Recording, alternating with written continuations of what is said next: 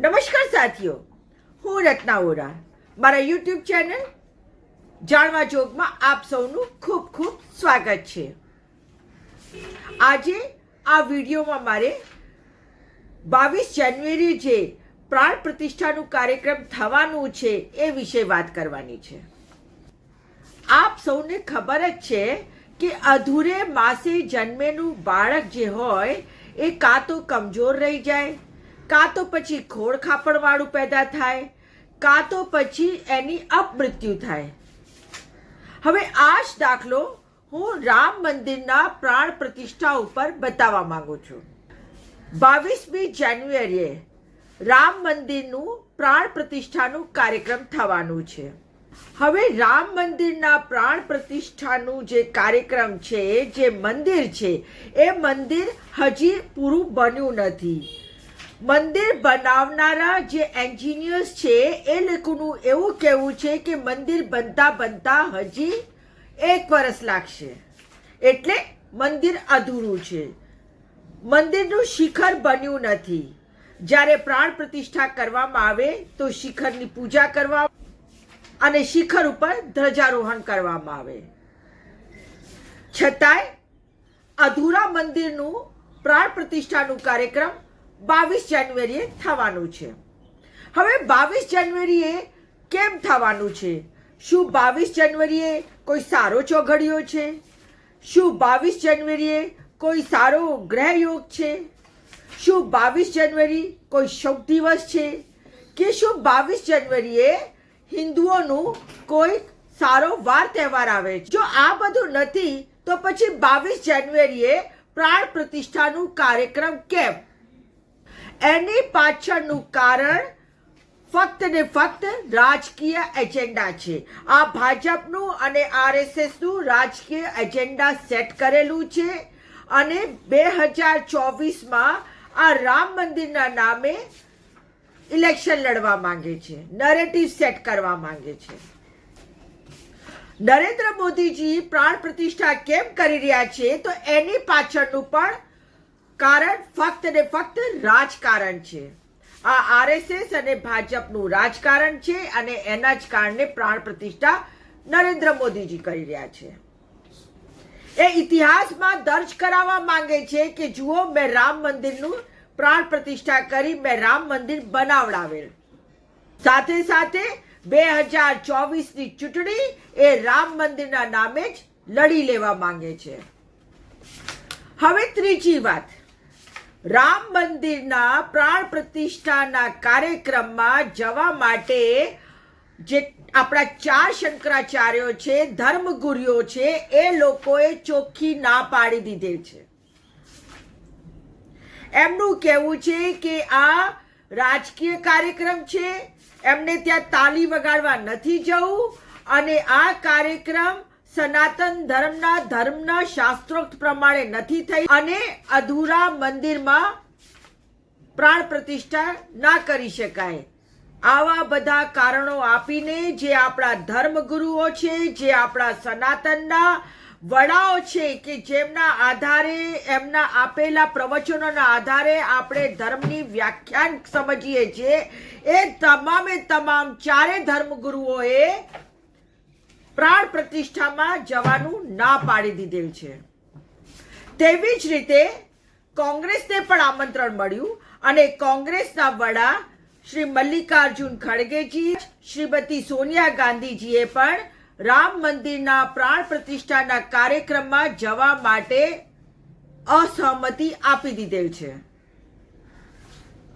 તેમણે ખૂબ જ વિનમ્રતાપૂર્વક પોતાના પત્રમાં લખેલ છે કે રામ મંદિરનું નિર્માણ હજી પૂરું થયું નથી, આ ભાજપ અને આરએસએસનું પોલિટિકલ ઇવેન્ટ છે, એટલા માટે અધૂરા રામ મંદિરમાં નિર્માણમાં જવાનું મતલબ કે સનાતન ધર્મની માન્યતાઓના વિરુદ્ધમાં જવાનું કહેવાય। એટલા માટે તેઓએ રામ મંદિરમાં જે પ્રાણ પ્રતિષ્ઠાનું કાર્યક્રમ છે એ આમંત્રણને અસ્વીકાર કર્યો છે। હવે આ બાબતે ગુજરાત પ્રદેશ કોંગ્રેસના પ્રમુખ શ્રી શક્તિસિંહ ગોહિલ શું કહે છે, જુઓ આ વિડીયોમાં। આપણા હિન્દુ ધર્મમાં કોઈ પણ બાબતમાં સર્વોત્તમ નિર્ણય એ આપણા શાસ્ત્રો મુજબ, આપણી પરંપરા મુજબ શંકરાચાર્યજી મહારાજ હોય છે. શંકરાચાર્યજી મહારાજ જ્યારે એમ કહેતા હોય કે જે મંદિરનું કામ પૂર્ણ નથી થયું એની પ્રતિષ્ઠા ન થઈ શકે. હું પોતે એક હિન્દુ છું.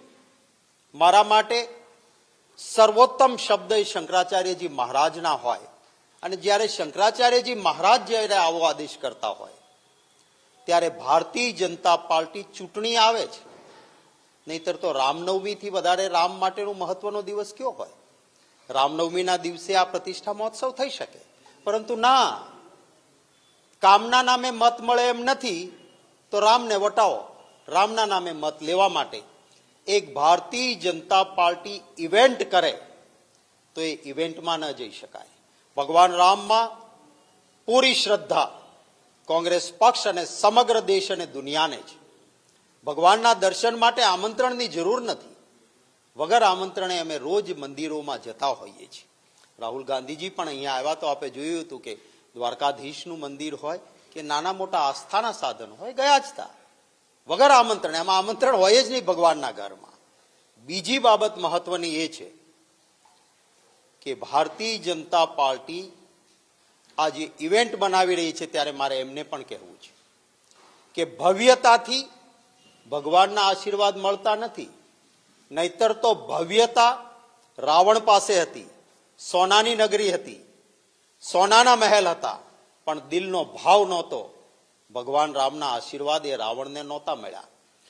એક શબરીમાં, એક આદિવાસી માં જેની પાસે કોઈ ભવ્યતા નહોતી પણ દિલનો ભાવ હતો, તો એક બોર ભેગા કર્યા હતા, એને ભગવાન રામના આશીર્વાદ મળ્યા હતા. એટલે ભવ્યતાથી ભગવાન ન પ્રાપ્ત થાય, દિલના ભાવથી ભગવાન પ્રાપ્ત થાય. આ સત્ય હકીકત છે.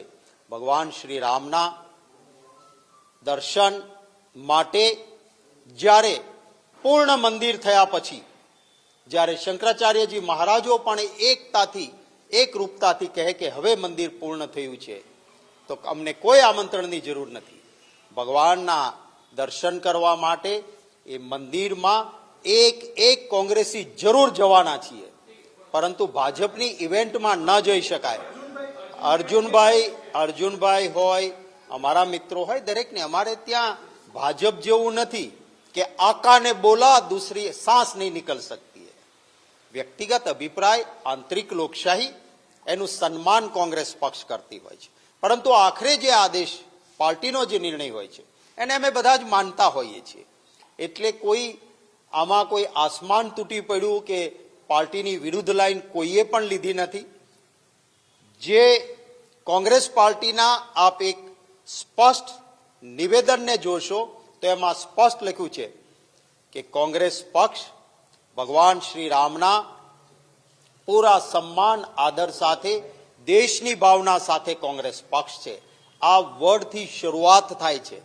પરંતુ ભારતીય જનતા પાર્ટી રાજકીય ઇવેન્ટ કરતી હોય અને જેમાં શંકરાચાર્યજી મહારાજો એમની પણ વાત હોય કે પૂર્ણ મંદિર થયા પહેલા પ્રાણ પ્રતિષ્ઠા ન હોઈ શકે, ત્યારે ચૂંટણી ટાઈમે રાજકીય ઇવેન્ટ એનો સવિનય અસ્વીકાર કરવો એ પણ જરૂર.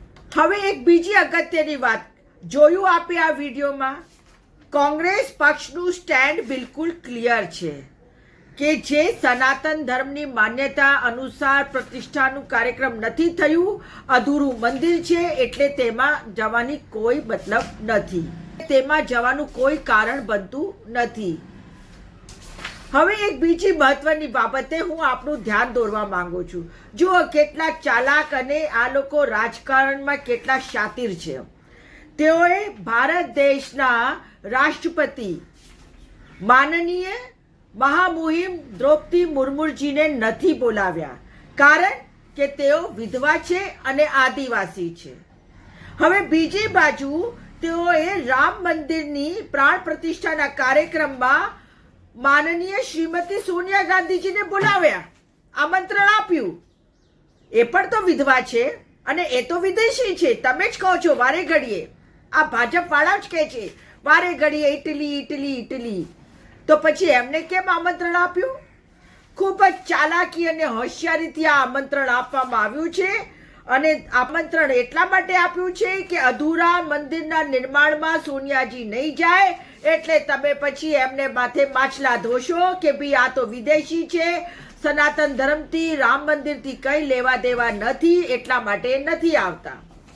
હા, હવે જેમ જ કોંગ્રેસે રામ મંદિરના આમંત્રણને અસ્વીકાર કર્યું, તેમજ ભારતીય જનતા પાર્ટીની ટ્રોલ આર્મી, એમના વોટ્સએપ યુનિવર્સિટીના કાર્યકર્તાઓ, પછી સોસાયટીઓમાં બેઠેલા નવરા બેઠેલા અંકિલ લોકો લાગી પડ્યા મેસેજ ઉપર મેસેજ કરવા. ગોદી મીડિયા કે જુઓ, કોંગ્રેસ પક્ષ તો સનાતન ધર્મની વિરોધી છે, કોંગ્રેસ પક્ષ તો રામ મંદિરની વિરોધી છે, કોંગ્રેસ પક્ષ તો રામની વિરોધી છે, વાતો વહેવા લાગી. બીજી બાજુ જ્યારે ચારે શંકરાચાર્યોએ ના પાડી દીધેલ છે, અસ્વીકાર કરેલ છે, તો પછી એમનું ગોદી મીડિયા ચૂપ છે, એમની વોટ્સએપ યુનિવર્સિટી કોઈ મેસેજો નથી ફ્લોટ કરતી, પછી એમની જે ટ્રોલ આર્મી છે એ ચૂપચાપ બેઠેલી છે, પછી જે સોસાયટીઓમાં રિટાયર્ડ નવરા બેઠેલા અંકિલો છે એ પણ કોઈ મેસેજો ફોરવર્ડ નથી કરતા, નથી કહેતા કે ભાઈ શંકરાચાર્યજી એ આપણા જે ધર્મગુરુઓ છે એ સનાતન ધર્મના વિરોધી છે. આજે આ મંદિરનું સંપૂર્ણ પ્રકરણ છે એના ઉપરથી એક વાત સ્પષ્ટ રીતે જાહેર થઈ જાય છે કે આજે મંદિરની પ્રાણ પ્રતિષ્ઠાનું કાર્યક્રમ સમય પહેલા અધૂરા મંદિરમાં કરી દેવાનું જે આયોજન કરવાનું આ લોકોનું કામ છે એ ફક્ત ને ફક્ત રાજકીય છે. 2024ની ચૂંટણી લડવા માટેનું એમનું એક ગતકડું છે. કહેવાય છે ને કે જેમ ડૂબતાને તણખાનું સહારું, એવી જ રીતે હવે આપણા મોદી સાહેબે છેલ્લા 10 વર્ષમાં તો કંઈ કર્યું નથી. પબ્લિક હિસાબ માંગે છે, બેરોજગારીનો હિસાબ, પછી મોંઘાઈનો હિસાબ, મહિલાઓ સાથે થતા અત્યાચારોનો હિસાબ, મણિપુરનો હિસાબ, પછી જાતિ જનગણના કરાવવા માટેની માંગણી, એ તમામ, પછી કિસાનોની આવક ડબલ કરવાનો હિસાબ, 2 કરોડ બેરોજગારોને નોકરી આપવાનો હિસાબ, ઓલ્ડ પેન્શન સ્કીમનો હિસાબ, આ તમામ હિસાબો જનતા માંગવા બેસવાની છે 2024માં. એટલા જ માટે મોદી હવે મંદિરના નામે તરી જવા માંગે છે. જો ખરેખર મોદી જીતી જ જવાના હોત 2024માં, તો આ મંદિરની પ્રાણ પ્રતિષ્ઠા શું કામ અત્યારે કરવાની જરૂર છે ભાઈ?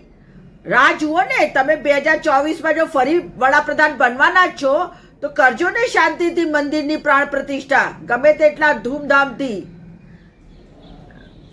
પણ મોદી સાહેબ, તમારું રાજકારણ છે ને પબ્લિકને ખબર પડી ગઈ છે, લોકોને ધ્યાનમાં આવી ગયું છે કે તમે ફક્ત ને ફક્ત રાજકારણ કરવા માટે જ ધર્મનો સહારો લો છો, રામનો સહારો લો છો, મંદિરનો સહારો લો છો. બાકી તમને રામથી કે સનાતન ધર્મથી કે મંદિરથી કે પ્રતિષ્ઠાથી કંઈ લેવા દેવા નથી.